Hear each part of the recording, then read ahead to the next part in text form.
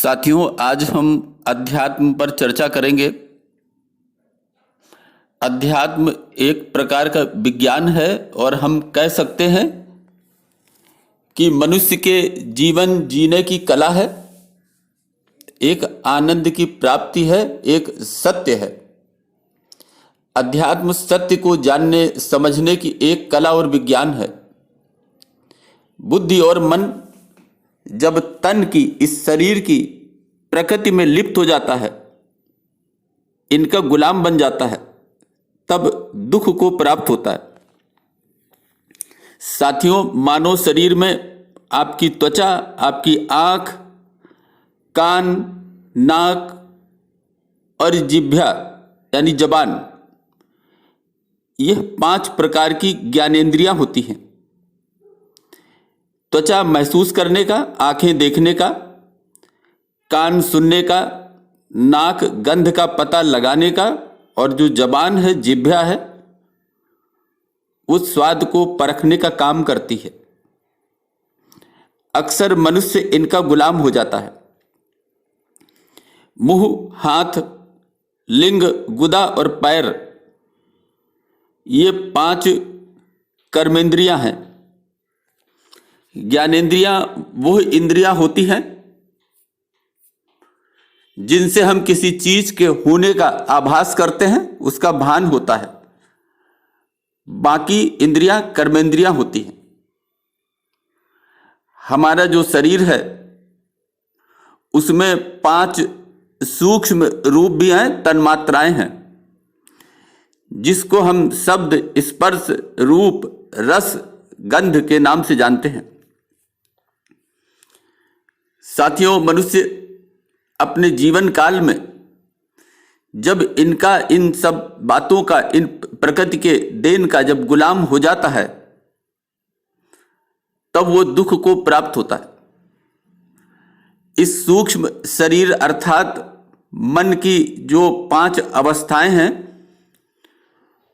उनमें 5 प्रकार के व्यक्ति मिलते हैं। पहला मूढ़ व्यक्ति, दूसरा क्षिप्त व्यक्ति, तीसरा विक्षिप्त व्यक्ति, चौथा एकाग्र व्यक्ति और 5वां निरुद्ध व्यक्ति। पहला जो मूढ़ व्यक्ति है, मन की मूढ़ अवस्था वाला व्यक्ति, सदैव दूसरों में दोष देखता है और इतना ही नहीं, उसे हानि पहुंचाने की कोशिश करता है, भले ही दूसरा व्यक्ति उसका कितना ही बड़ा हितैषी क्यों न हो।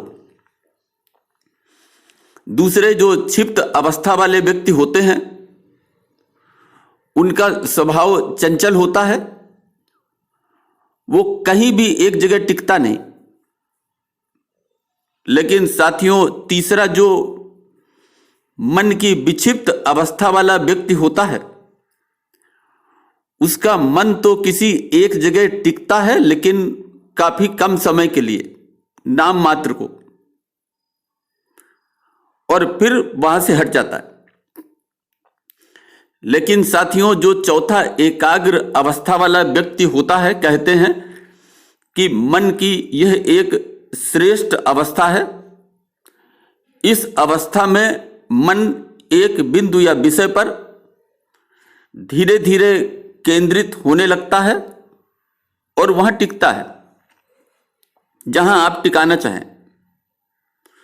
लेकिन साथियों, जो मन की निरुद्ध अवस्था है, ऐसे व्यक्ति जब निरुद्ध अवस्था को प्राप्त करते हैं तो ऐसे व्यक्ति आत्मलीन रहते हैं। वह अपने मन को विचार शून्य अवस्था में रखने में समर्थ होते हैं। साथियों, इसे समाधि भी कहते हैं, और यह अवस्था ध्यान से भी धीरे धीरे बढ़ती जाती है। साथियों, यदि हम वास्तव में आनंद प्राप्त करना चाहें, परम आनंद प्राप्त करना चाहें, तो पहले तो हमें अपने दिमाग को शांत करना होगा, जिसके हम अक्सर अभ्यस्त नहीं होते। वो सिर्फ आपके खान पान, नकारात्मक लोगों से दूर रहकर हम इसको प्राप्त कर सकते हैं। जो एकाग्रता है उसकी अगली अवस्था का नाम ही ध्यान है। दोनों एक ही प्रक्रिया के दो अलग अलग चरण हैं। साथियों, सत्य को समझने के लिए जब प्रकृति के मूल उत्पत्ति पर ध्यान करते हैं, कर्मेंद्रियां हो, ज्ञानेंद्रियां हो, तन्मात्राएं हो, तो सत्य की अनुभूति होती है। साथियों, हम जानते हैं कि जो प्रकृति है जिससे हमारा शरीर बना है, उसकी जो प्राकृतिक अवस्थाएं हैं, तो ये सब अपने स्वभाव के अनुसार कर्म करती हैं। लेकिन हम इस पर इनकी दिशा को सतमार्ग की तरफ जरूर मोड़ सकते हैं अपने ध्यान रूपी प्रभाव से, उसके प्रयास से।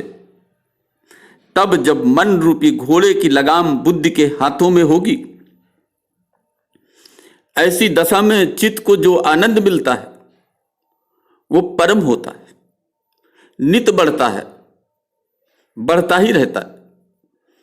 साथियों, यही है सत चित आनंद। अपने जीवन को समझें, अपने आप को समझें। अभी के लिए बस इतना ही। धन्यवाद।